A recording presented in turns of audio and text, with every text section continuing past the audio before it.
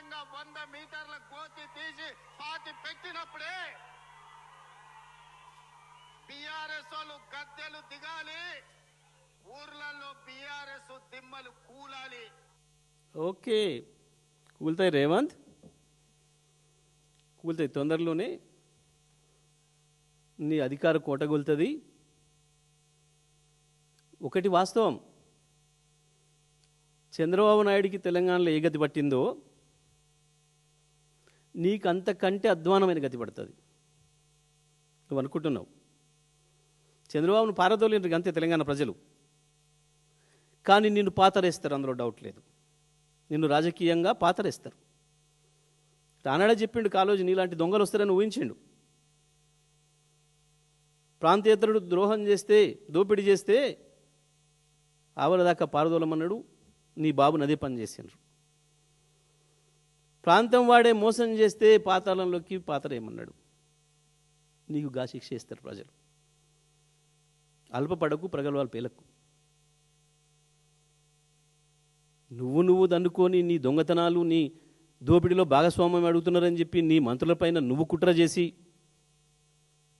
అదేదో మీ దోపిడి దొంగల మధ్యన పోటీపడి బయట పెట్టుకొని మీ ఇజ్జత్ మీరు రోడ్ల మీద పెట్టుకొని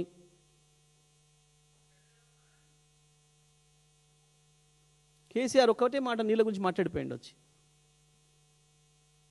తెలంగాణ నీళ్ళ గురించి కొట్టాడాల్సిన అక్కర ఉంది మనం అని చెప్పిపోయింది. ఎందుకు ఆగమవుతున్నావు? ఇలా దేని మాట్లాడండి? ఇప్పుడు దిమ్మలు కూలుతాయి. కూలగొట్టు బిడ్డ, కూలగొట్టు, చూద్దాం. దిమ్మలు కూలగొట్టు. తెలంగాణ డీజీపీ గారు, తెలంగాణ డీజీపీ కావచ్చు, ఖమ్మం సిపి కావచ్చు, నువ్వు మాట్లాడిన వేదిక, ఎక్కడి నుంచి అయితే ఈ రాష్ట్ర ముఖ్యమంత్రి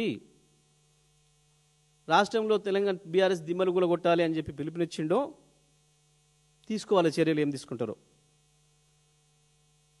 ఈ పోలీస్ అధికారులు చెప్పే నీతులు, మేము చాలా ఇది చేస్తాం, పరిపాలన అది చేస్తామని నువ్వు ఏదైతే చెప్తున్నావో ఈ మధ్యన, తీసుకో చర్యలు. అదన్న పేర్లు పెట్టకుండా వచ్చిన ఒక కథనం, దాని మీదనే ఉరికి స్పందించినావు.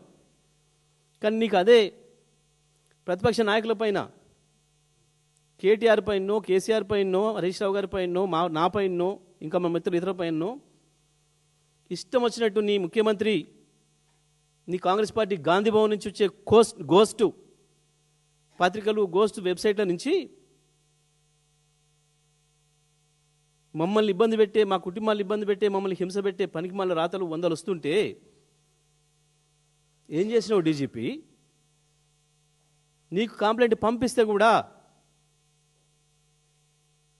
ఏం చర్యలు తీసుకున్నావు ఇప్పటి వరకు?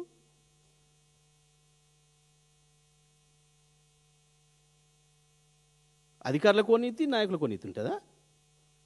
చట్టం ఇంకో తిరుగుందా?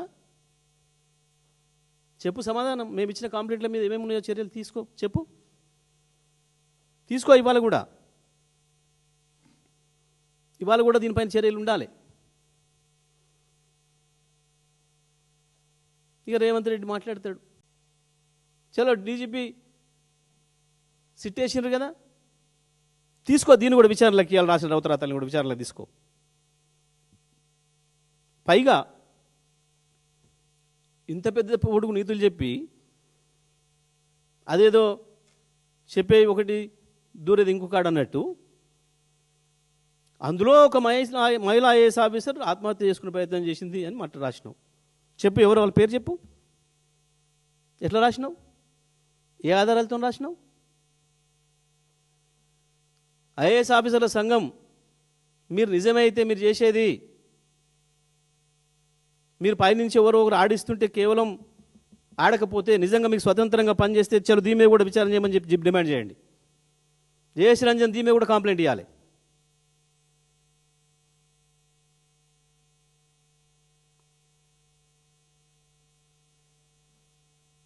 ఇవాళ మళ్ళీ ఆ ఛానల్ కూడా దీని మీద మళ్ళీ ఒక కథనం చేస్తుంది. మేము కాదు అసలు నేరస్తులకు ఒక అక్కడి నుంచి చూడిపోమని. ఏం జరుగుతుంది? ఇవన్నీ ఒక్కతాను ముక్కలే, వేరు కాదు. అన్నీ బాబుగారు పోషించిన కలుపు మొక్కలే. ఈ మంత్రులు, ముఖ్యమంత్రి, ఈ స్లాటర్ హౌజులన్నీ కూడా ఎవరికి ప్రజా ప్రయోజనాలు లేవు. అంత వ్యక్తిగత ప్రయోజనాలు, స్వప్రయోజనాలు, స్వలాభాలు మొత్తం కూడబలుక్కొని ఈ రాష్ట్రాన్ని దోసుకుంటున్నారు. ఇవన్నీ అవే బయట పెడుతున్నాయి. అదేవిధంగా ఈ వచ్చిన ఆరోపణలు ఏమవుతున్నాయో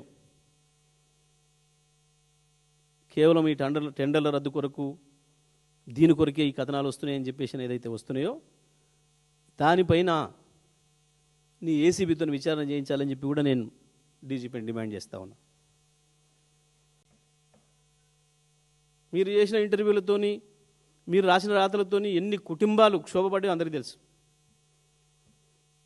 నేను ఎందుకంటున్నట్టే నాకేం వ్యక్తిగతమైంది ఎవరి మీద లేదు. కేసీఆర్ జోలికి వచ్చిన కాడు మాట్లాడుతున్నా.